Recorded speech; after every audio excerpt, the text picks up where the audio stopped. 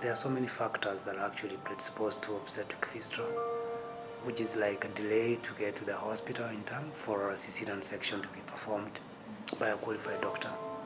So you find that most of the time the mothers stay home for many hours, so they're not able to get to hospital, so they work under the TPA, traditional birth attendant. By the time they reach the hospital, of course, they're not able to be assisted because it's late, their baby dies, and they undergo maybe a cesarean section, and they get a fistula. And most of them are young, so young mothers are actually at risk of getting an obstetric fistula. Poverty, because again, these mothers are not able to really even get to the hospital in time. They don't have an ID, so they cannot even enroll in Linda Mama in the first place. They cannot enroll in NHIF because they cannot even afford the 500 shillings for them to get to hospital. So early marriage, one of the commonest causes of, because at the age of 16, 14 or 15, a girl is married off and she gets a first baby. The system is not prepared for her to have a normal birth. So these girls actually get obstructed labor. And then some traditional practices like FGM. Once a girl has undergone FGM, the next minute she's getting married, and then the next one is she's getting a baby. So these are like practices that actually predispose our young ladies to early marriage, early delivery, or early pregnancy, and then obstructed labor, and then a fistula. There is like maybe 100,000 women who are out there getting a fistula maybe per year, and then there could be maybe 300,000 who have they have not been operated.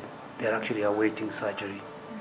So it's difficult to get statistics or the numbers because these women cannot come out and speak about it, the shame that comes with it, and then where they come from. They come from very difficult terrains or very difficult environments, so they cannot be able to be reached, and even the shame that comes with it, so they just walk around without even talking about it. Yeah, but the numbers that we can be able, like for example, operate per year is between 1,500 to maybe 2,000 a year, if there are camps. Like now, Gynocare does in a year about 500 operations a year, sometimes 600 operations a year, since the last 10 years or 12 years or so. What I've seen now is that we have mopped up most of the older fistulas, because I remember that before we had fistulas that came in 60 years later, 50 years later, 20 years later. Now I'm seeing fistulas that are 6 months old, 1 year old, meaning that we have mopped the previous number that was suffering at home. But again, we are seeing now new patients that come after surgery, for example, after the cesarean section, after hysterectomy. We call them iatrogenic. Iatrogenic are cases that occur when an operation has been performed.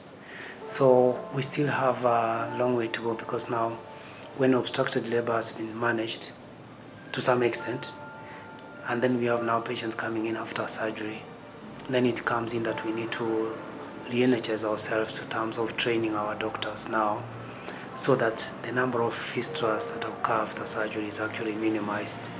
It's not possible for you to eradicate or eliminate totally patients coming in for surgery not getting a fistula, but you can reduce the numbers, because now the numbers are increasing, maybe up to even 10%, when we should be having less than 5% of cases that occur after an operation.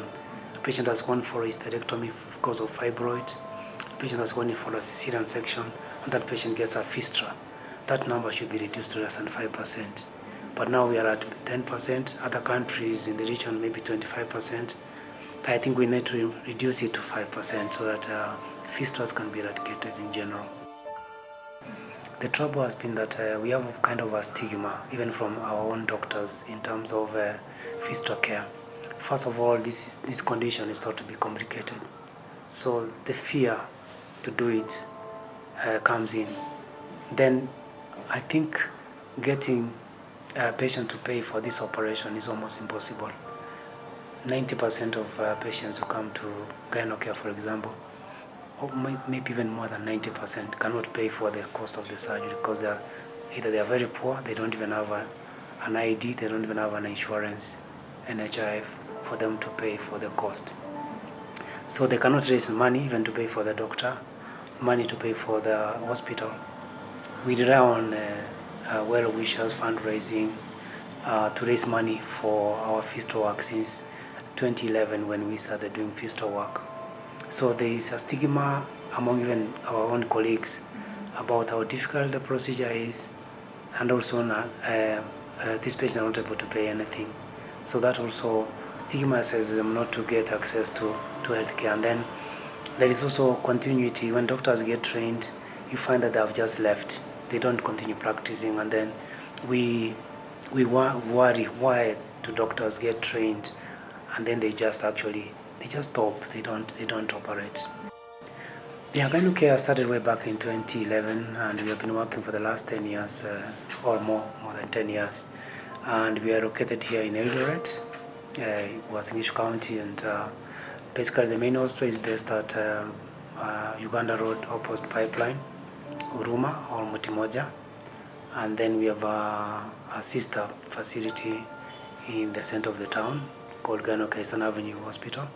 All these two facilities actually help to get women who come in with fistula, and then we kind of prepare them for surgery at any given time.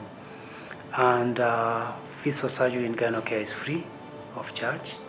If a patient has an NHIF, then NHIF can support that patient. But if the patient has nothing, and most of the patients have nothing, we operate them at no cost. We don't charge them any money for even bed, for food and everything.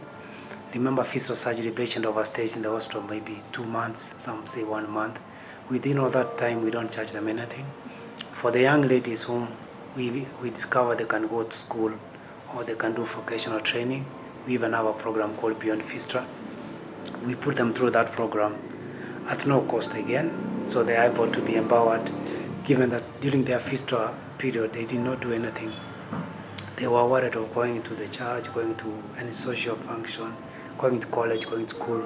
So they were like stigma, ostracized, and they were living in the house. But when they come at Gynocare, they get treated.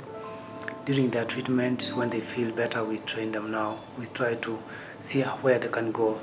Vocational training, school, some of our girls are in school, and then some are doing what we call income generation, like cloth making, basket weaving and all that. So we try to separate them into different areas, and after the treatment. So the treatment is free, the training is free. Yes. Yeah, for the last many years, through organizations like Freedom from Fistula Foundation, that was the beginning. One by One came in from the US. Freedom from Fistula Foundation was from Scotland, then followed by One, that was from the US. Then UNFPA came in, and then Fistula Foundation has been supporting us since 2014 up to now. They have been supporting all the operations. In fact, they supported most of the part of the construction of their main hospital where we are now. So Fistula Foundation, but we have not had any support directly from the Ministry of Health. In fact, we don't even have what I call tax exempt for this fistula work we do. But I've had a recognition from the Save Children organization based in the US, where I was recognized as in 2014 as a top fistula care doctor in the world. I was recognized by my own organization called COGS, Kenya Obstetric Gynecological Society, for the work I do for fistula work. I was also recognized by the International Society of Obstetric Fistula Surgeons in the world. That was in November in Mozambique. As one of the top world fistula surgeons, I was awarded for that. And at one time, I was actually nominated for a presidential award for my work. Having been in the fistula world for close to 20 years, and having seen all types of fistula cases actually. One case can take you 1 hour and you're done. well done and complete, and it's successful 100%. One fistula case can take you 8 hours, 5 hours, 8 hours. You may succeed the first time or you may succeed the second time. But again, over years, you keep to learn, you keep on learning and getting the skills. So a surgery that was taking you 6 hours comes down to 3 hours. Once you're at a top surgeon, then a very difficult surgery can actually take you about 3 hours. But initially when you operate, you spend 7 hours in that operating table. But even if in the hands of the best of the surgeons, I still take, in some cases, 6, 7, 8 hours operating a case. Good enough is that more than 85 to 90% of these operations are successful. The leakage stops and they're able to lead a better life. Even if it ends up doing what you call diversion. Diversion is the end point of fistula care, when you cannot do anything else. The mama has no bladder, so you create a new bladder from the intestines and create a pouch for this patient to use as a bladder. So we have done that many times, maybe 200 per operations like that one at Gynocare, and the patients are happy and successful. So I think so it requires resilience of the surgeon, time. You need a dedicated surgical team. The nurses have to be really friendly to the patient.